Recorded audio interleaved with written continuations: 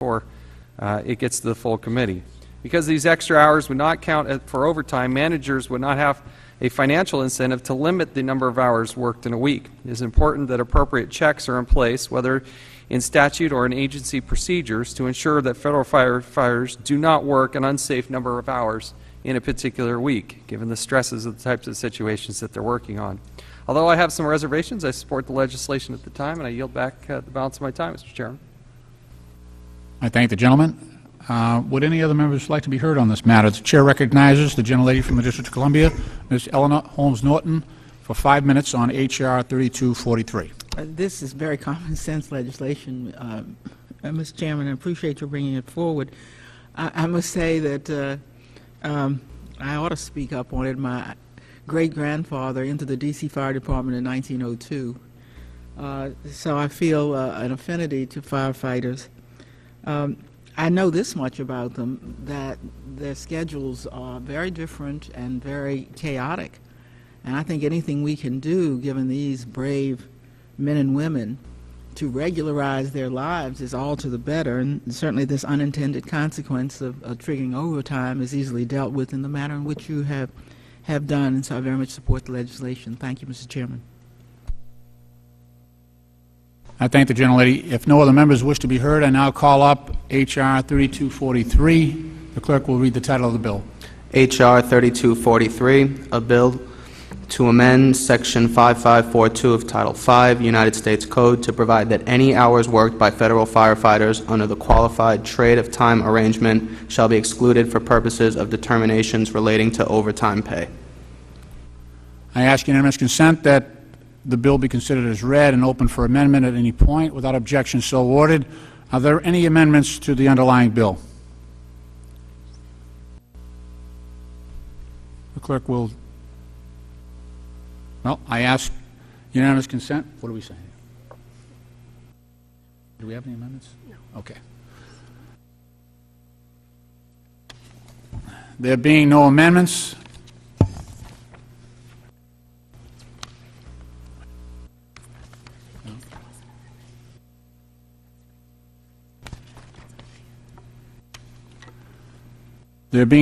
I now move that the Subcommittee on the Federal Workforce, Postal Service, and the District of Columbia report H.R. 3243 to the Committee on Oversight and Government Reform with the recommendation that the bill does pass.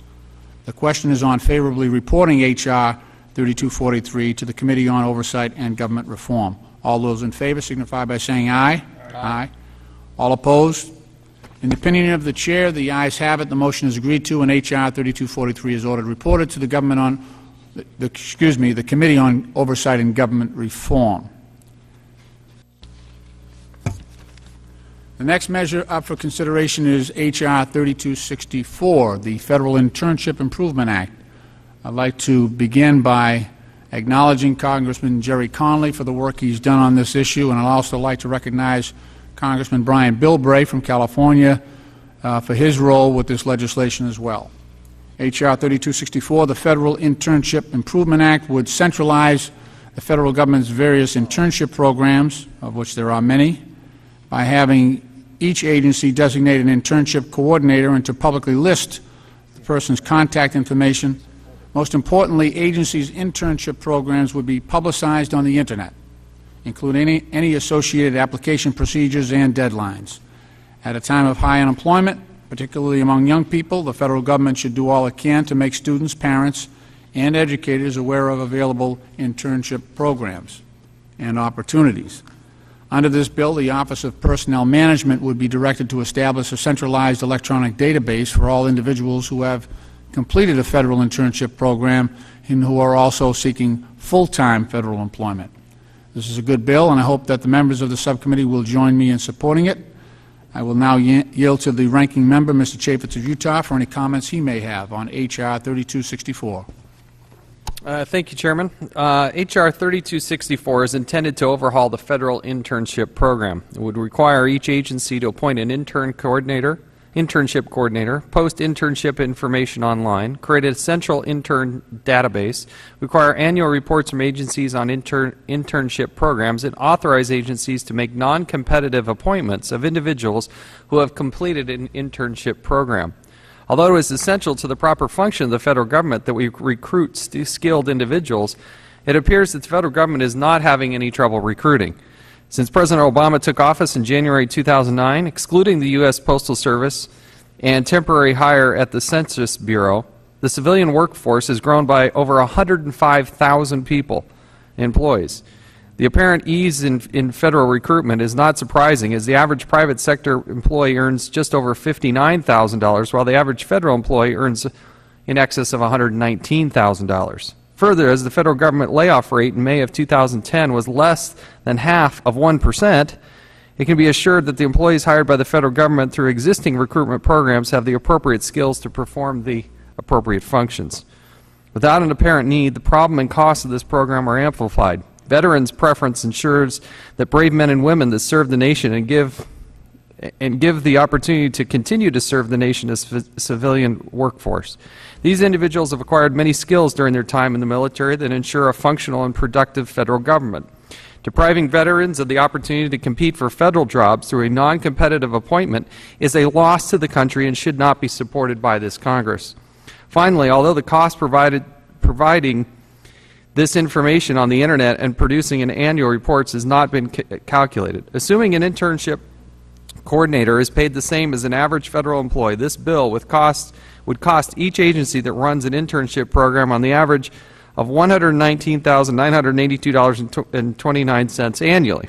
Or, assuming internship coordinators are limited to the 15 major federal departments, Department of Education, Department of Labor, etc., this bill would cost nearly $1.8 million annually just to administer.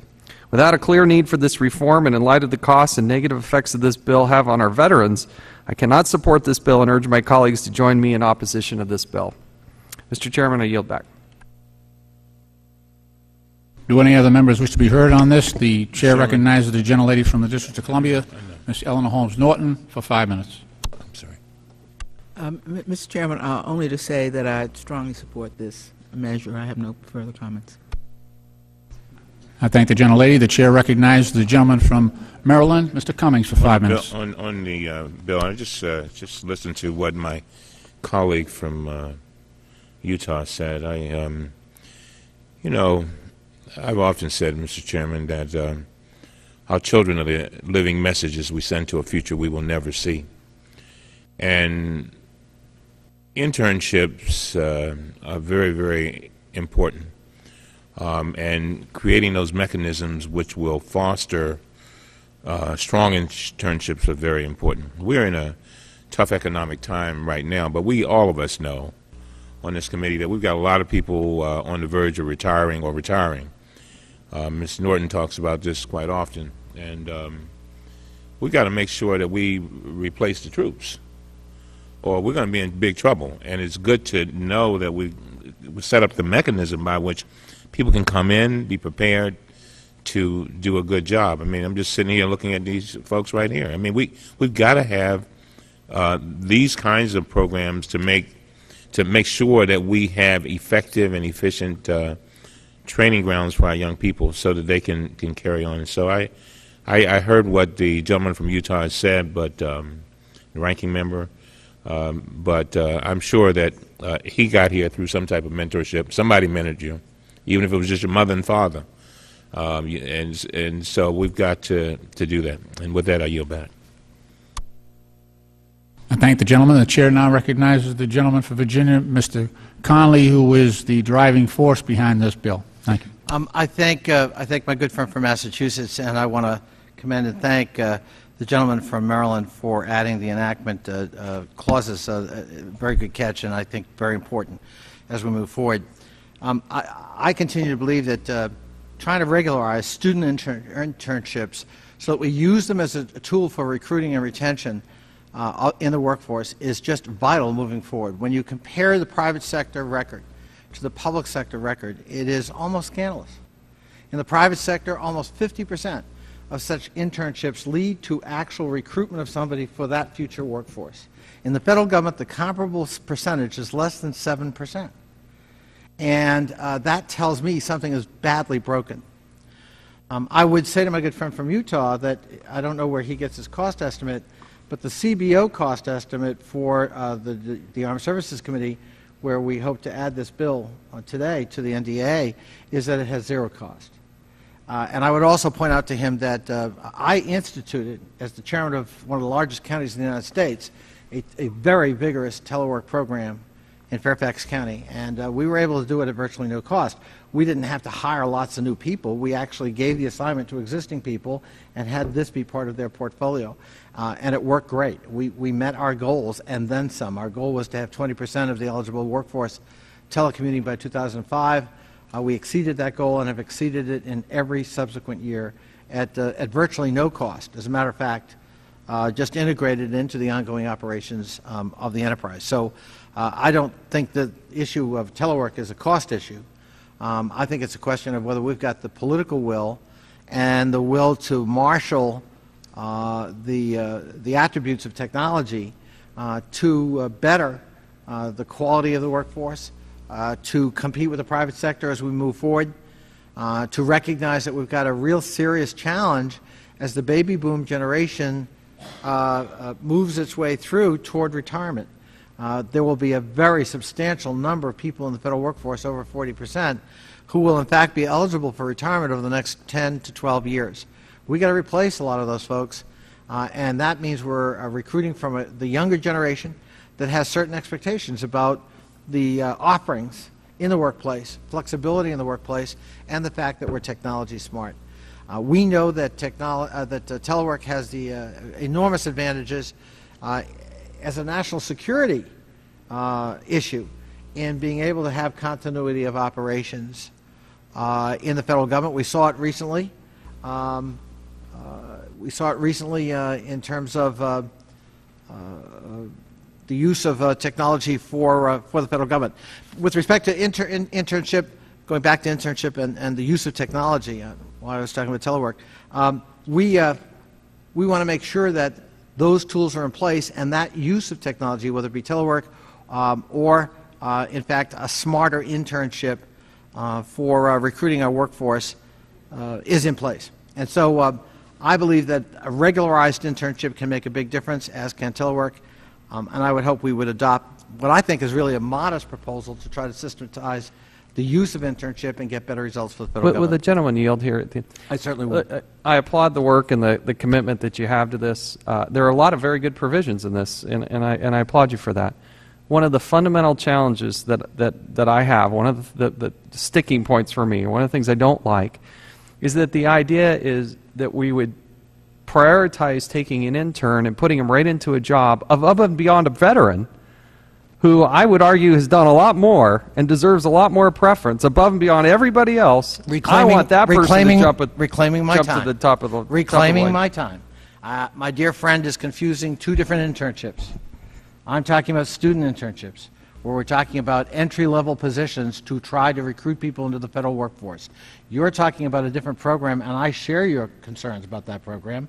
And indeed, that's why we were so careful, Mr. Bilbray and myself, in drafting this bill, to separate this from the more troubled program. And Ms. Norton, in fact, at the hearing, very deftly helped highlight some of the problems with that program. So I agree with my friend from Utah that we don't want to see internships used as a way to circumvent the normal hiring process or to, in fact, preclude competition for these valuable positions. The student internship program that we're addressing here today is a very different matter. I yield back. I thank the gentleman. I just want to amplify one point, and that is this. In our investigations of the student internship program that's in effect right now, we have seen agencies use this in what I think is an abusive way. They have allowed the entire hiring process for certain agencies to go completely around veterans' preference by using what is in place now, what this bill would correct. So by requiring that, look, we've seen agencies bring people in through the student internship program where the intern wasn't a student and wasn't enrolled in anything. And they use this program as an end around to go around veterans' preference. So what this bill will do, thanks to Mr. Bilbray and Mr. Connolly, will require that there be an attachment to a bona fide certified educational institution that the person has to be either a full-time or a part-time student. So that'll stop these agencies from going around the veteran's preference and have to hire those people who are actually enrolled in an educational program. So it'll stop the abuse of going around veterans with respect to the student program. Then we have to address the wider non-student internship program, and I think we can do that as well, so that veterans have that full opportunity. We've got probably 250,000 men and women in uniform in Iraq and Afghanistan right now. We've probably got probably 2.5 million that have served in the Gulf region in recent years. So we have to make sure that we provide opportunities. I'm distressed to hear that the unemployment numbers for returning veterans is much, much, much higher than the national average. So we need to redouble our efforts to make sure that these opportunities go to veterans as well. And I think that this bill is a step in the right direction on that regard. Do any other members wish to speak on this bill? If no other members wish to speak, I now call up H.R. 3264. The clerk will read the title of the bill. H.R. 3264, a bill to improve federal internship programs and to facilitate hiring of full-time federal employees and for other purposes. I ask unanimous consent that the bill be considered as read and open for amendment at any point. Without objection, so ordered. Madam Clerk, I believe I have a manager's amendment in the nature of a substitute at the desk. The clerk will designate the amendment. Amendment in the nature of a substitute to H.R. 3264, offered by Mr. Connolly of Virginia and Mr. Lynch of Massachusetts. I ask unanimous consent that the amendment be considered as read. Without objection, the amendment is considered as read. I ask unanimous consent that the amendment be considered as original text, and I recognize myself for 5 minutes. The substitute amendment that Mr. Connolly, Mr. Cummings, and I are jointly offering to the base bill today would strike out the non-competitive hiring authority language in the bill. This is the language that a number of members this afternoon have mentioned that would circumvent, in many instances, veterans' preferences. This amendment would instead require utilization of the existing student educational employment program, which is comprised of both the student temporary employment program and the student career experience program. This program provides students with federal employment opportunities if they are degree-seeking students in academic, technical, or vocational programs at accredited institutions.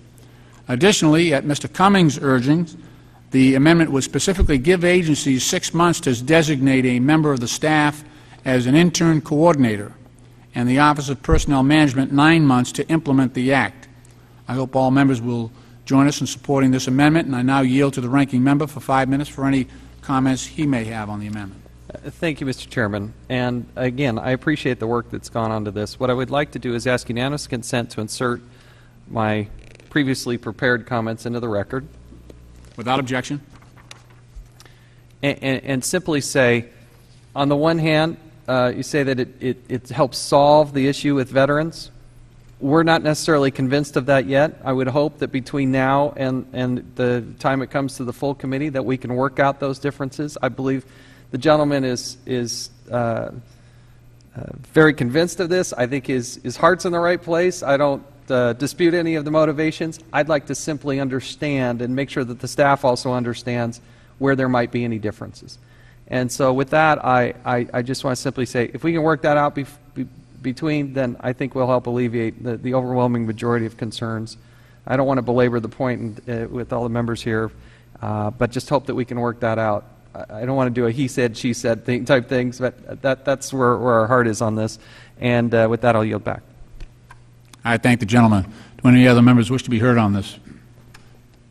Chair recognizes the gentleman from Virginia, Mr. Connolly. Thank you, Mr. Chairman. I just want to thank you for your leadership and that of Mr. Cummings and our colleagues in the committee, Mr. Bilbray, who's not here, and to reassure our colleague from Utah, I think we're in violent agreement. I don't think there's going to be any daylight between us, and if there is an issue involving veterans, after we've addressed the language the way it is here, by all means, we will try to address it, and likewise, any cost issues he may have.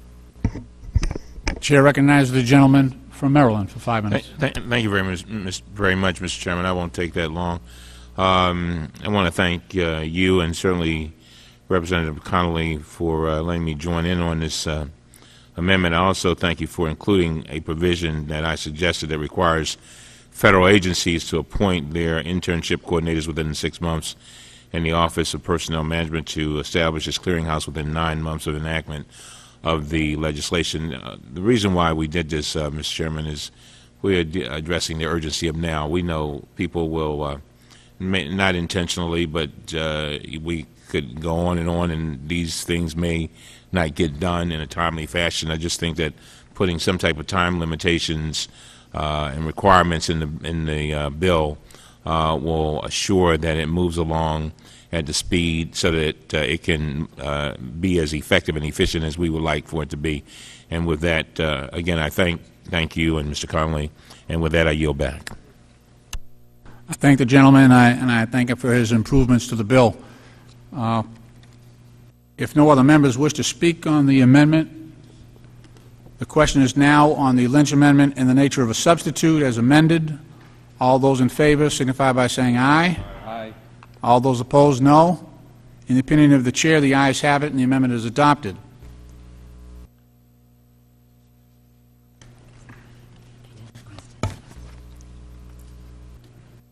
I now move that the Subcommittee on the Federal Workforce, Postal Service, and District of Columbia report H.R. 3264 as amended to the Committee on Oversight and Government Reform with the recommendation that the bill does pass.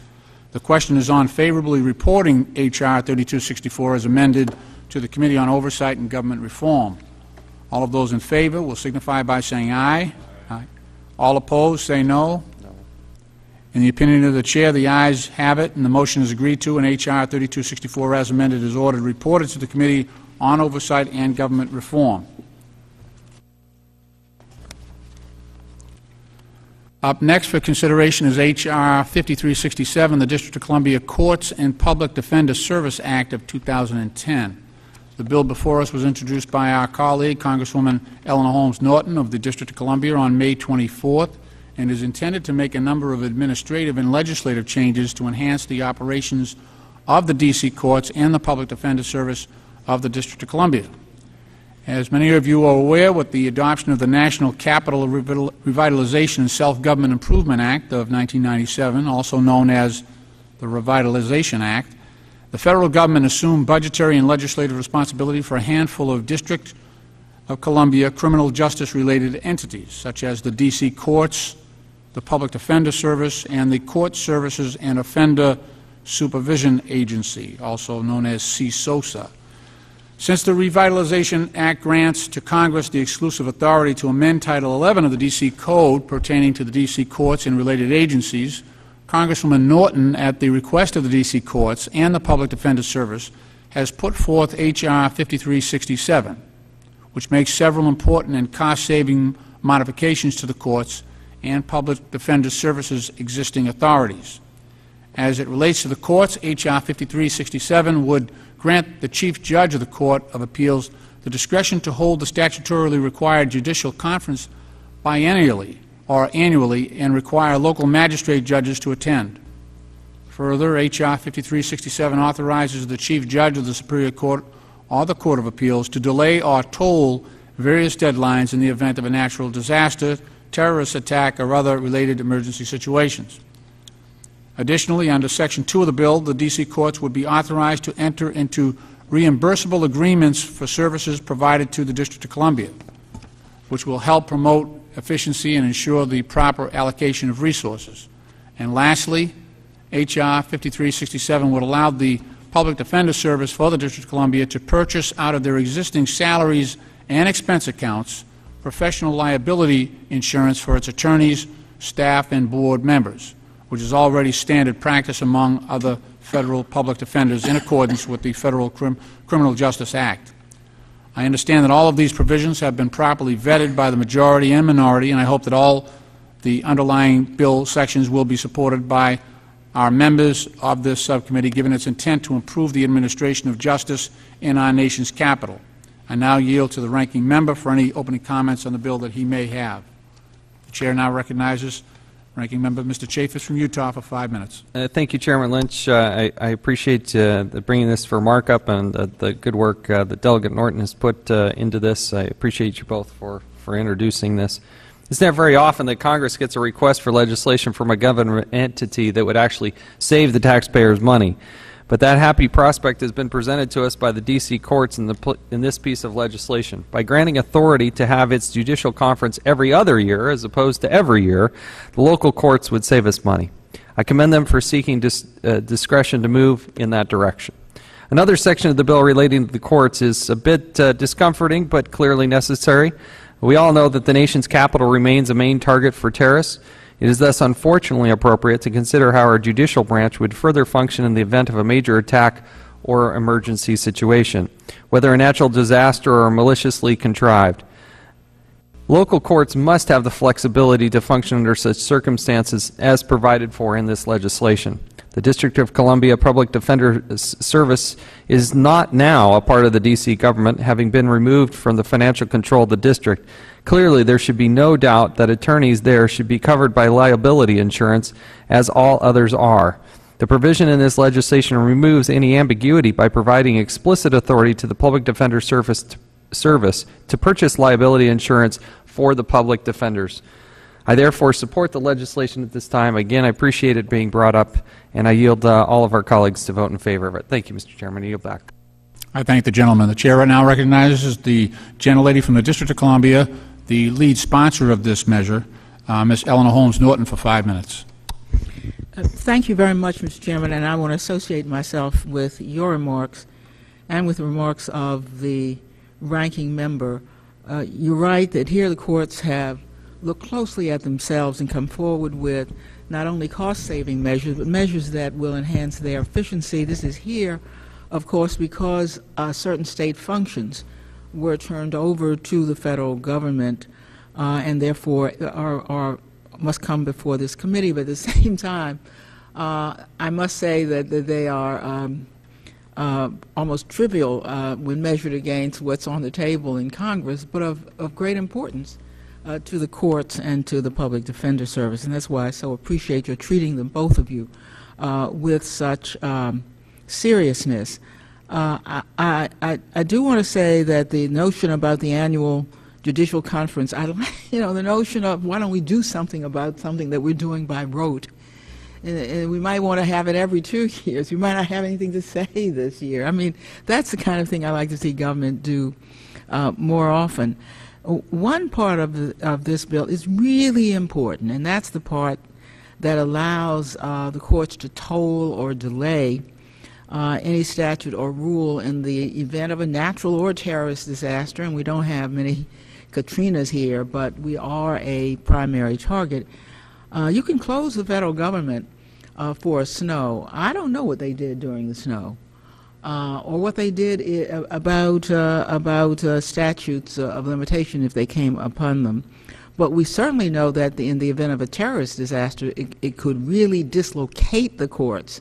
And somebody has to be able, Chief Judge, to invoke a measure that says time stops, time out. I so commend you, Mr. Chairman, for bringing this forward now and taking that issue off the table for the first time since 9/11. Mr. Chairman, there's another section that I understand you wanted to look at closely. I certainly respect that. I think it is also a cost-saving section, which it would allow these courts, Article I federal courts, to do what other courts can do and what the federal government can do, and that is to engage in voluntary, and with an emphasis on voluntary separation or buyouts. We've been doing it ever since I've been in Congress. In this climate, the courts are doing the responsible thing by coming forward and asking for this authority instead of perhaps having to lay off employees.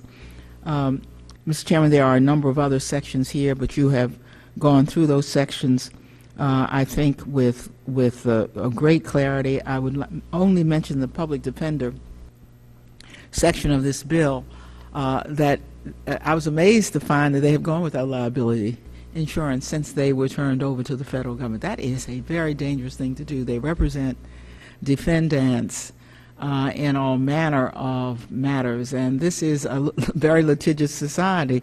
We need to get them the authority out of their own funds to get the necessary liability insurance, and your bill will make it, the bill that we've put forward today will make it very clear that they can go ahead. I thank you very much, and I thank the ranking member.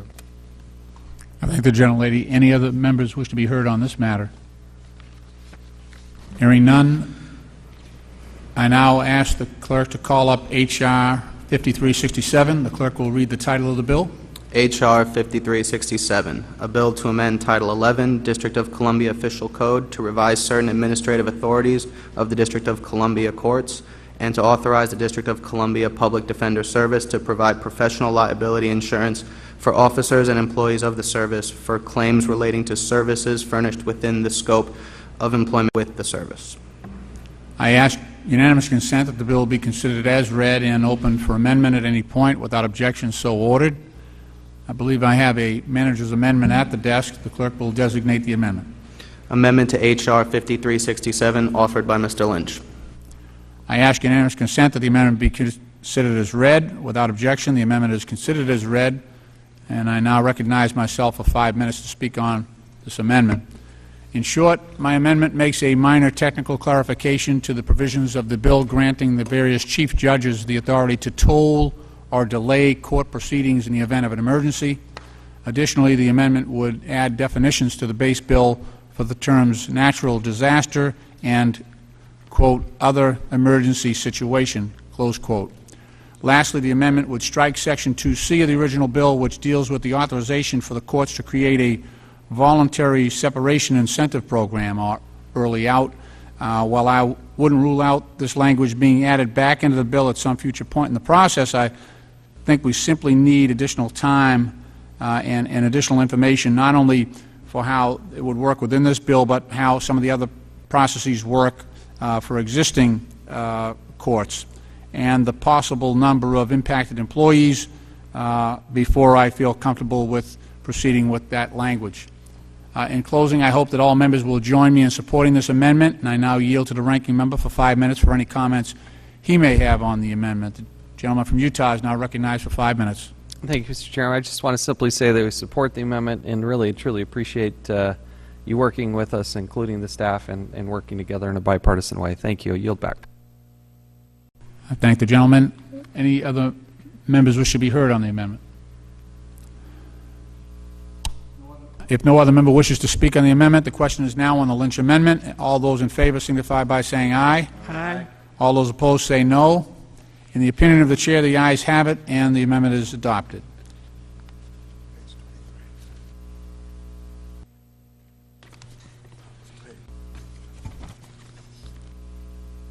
I now move that the Subcommittee on the Federal Workforce, Postal Service, and the District of Columbia report H.R. 5367 as amended to the Committee on Oversight and Government Reform, with the recommendation that the bill does pass. The question is on favorably reporting H.R. 5367 as amended to the Committee on Oversight and Government Reform. All those in favor signify by saying aye. Aye. All those opposed say no. In the opinion of the chair, the ayes have it. The motion is agreed to, and H.R. 5367, as amended, is ordered, reported to the government, on the Committee on Government Oversight and Government Reform.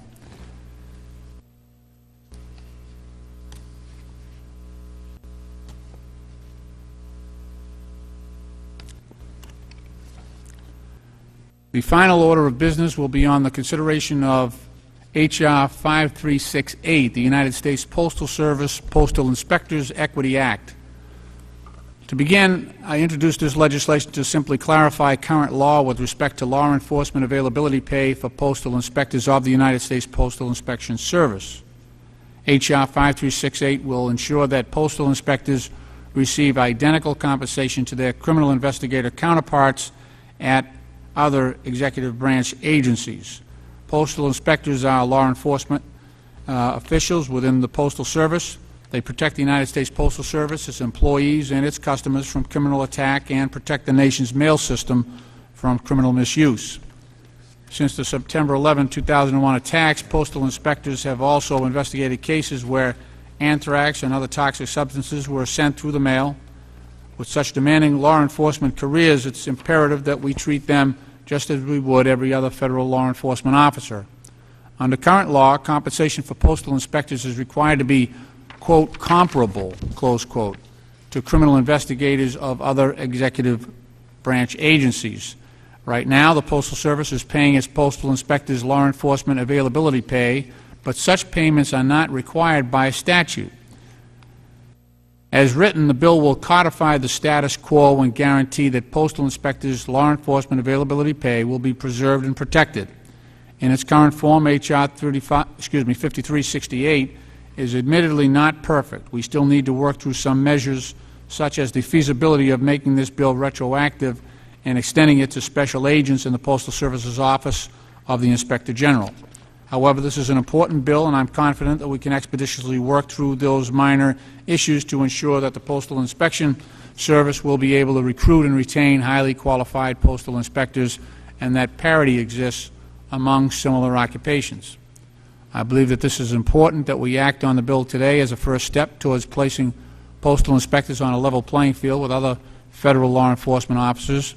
I urge members to support this bill, and I yield to the ranking member, Mr. Chaffetz of Utah, for his comments. The gentleman is recognized for 5 minutes. Thank you, Mr. Chairman. H.R. 5368 represents a significant shift in the treatment of and policy towards postal inspectors.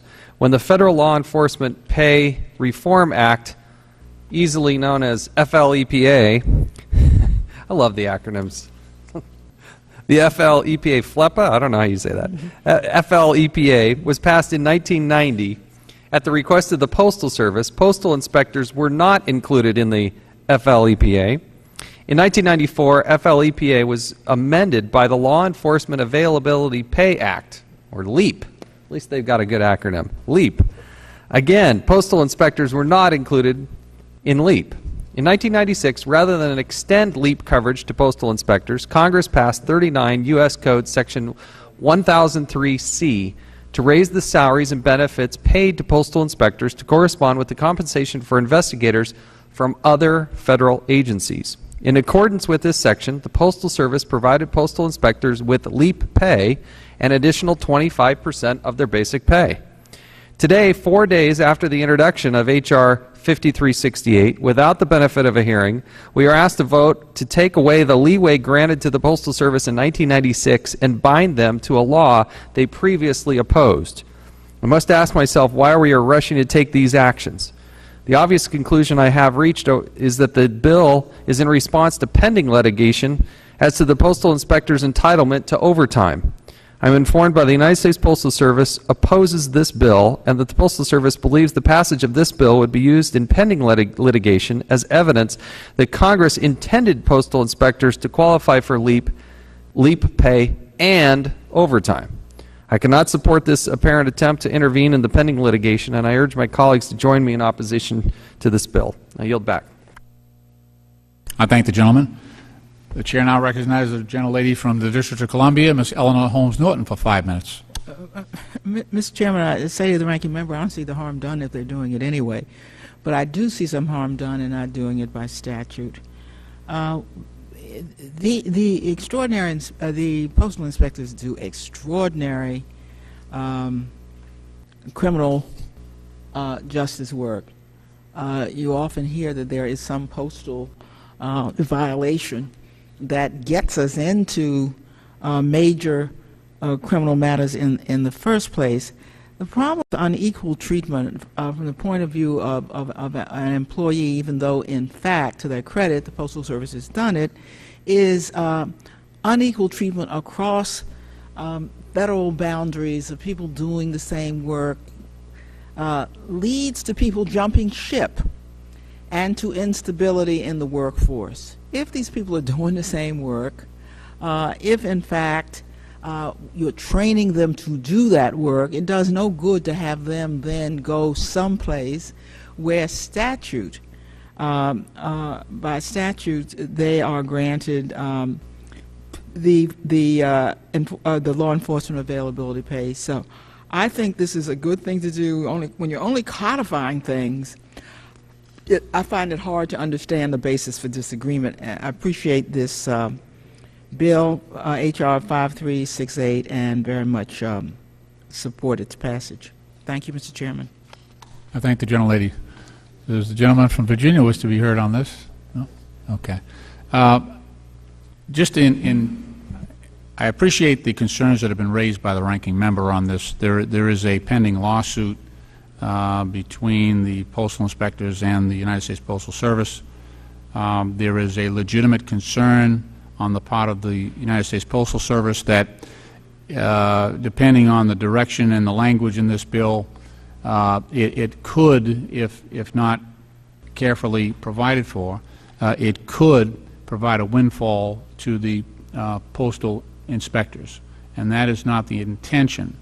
We have agreed within committee to meet with the Postal Service, and we have asked them to draft language on retroactivity and application of this to prevent the possibility that they may be unfairly damaged, financially, and that a windfall might accrue to one of the parties. The lawsuit is an open question, so we want to make sure that we don't inadvertently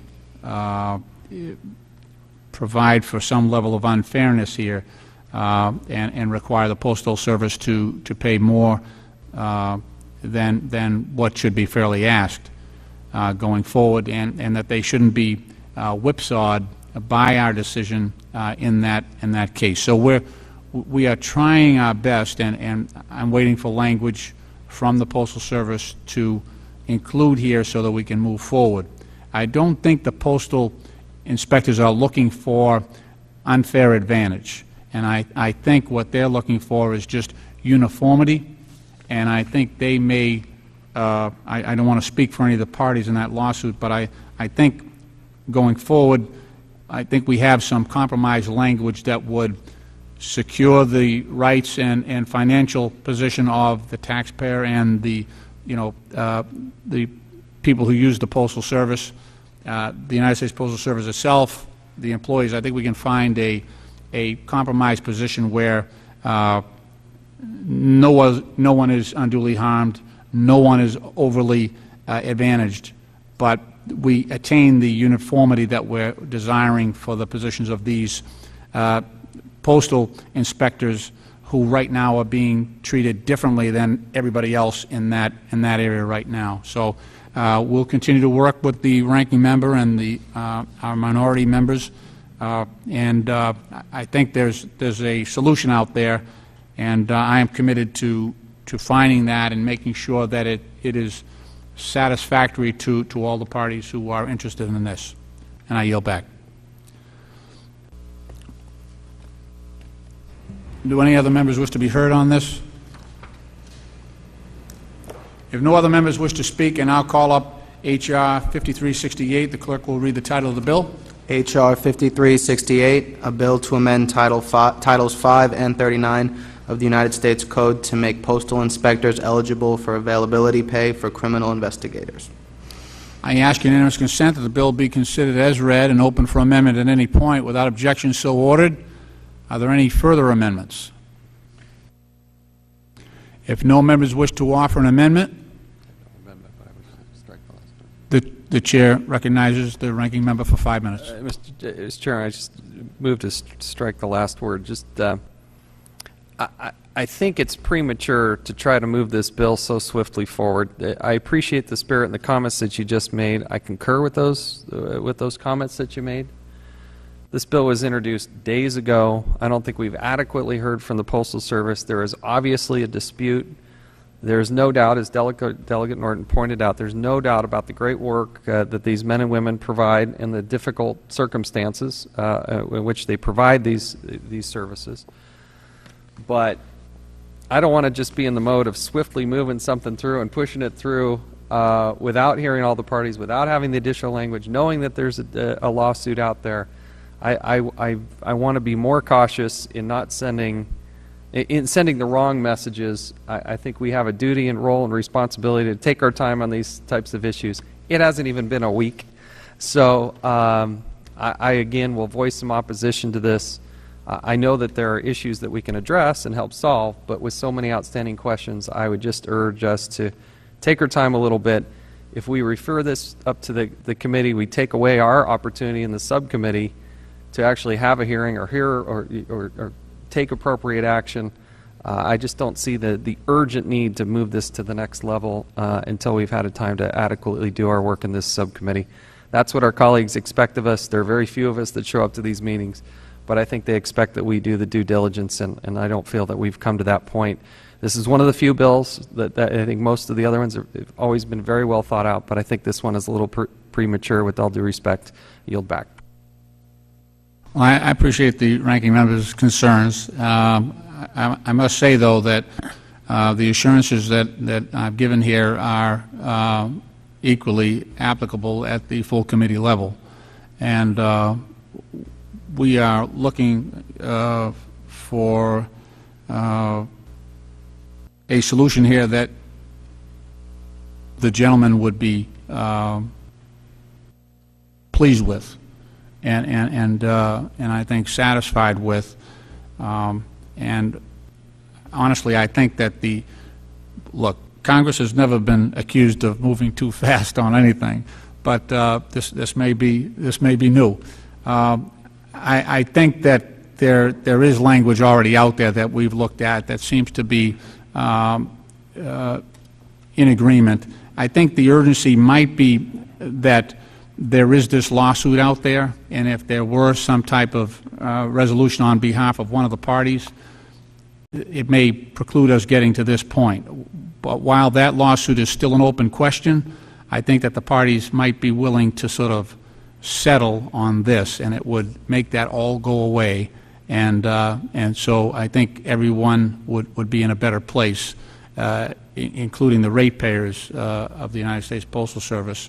So, you know, I would just agree with the member on trying to delay this, and I can only give him my word and my assurances that that he will be happy with the result. Otherwise, this will not proceed. Always love it that you want me to be happy. Okay. All right. Or at least content, if not outright happy. Go Celtics! Do I need to say that? Yeah, there you go. Okay. All right. All right. If no members wish to offer further amendments, I now move that the Subcommittee on the Federal Workforce, Postal Service, and the District of Columbia report H.R. 5368 to the Committee on Oversight and Government Reform with the recommendation that the bill does pass. The question is on favorably reporting H.R. 5368 to the Committee on Oversight and Government Reform. All those in favor signify by saying aye. Aye. All those opposed say no. In the opinion of the Chair, the ayes have it. The motion is agreed to, and H.R. 5368 is ordered reported to the Committee on Oversight and Government Reform. I believe this, if any members have further statements on any of the matters that have come before the committee this day. This concludes our business for today. I ask unanimous consent that the staff be authorized to make technical and conforming changes to all matters ordered reported without objection. So ordered. The committee stands adjourned.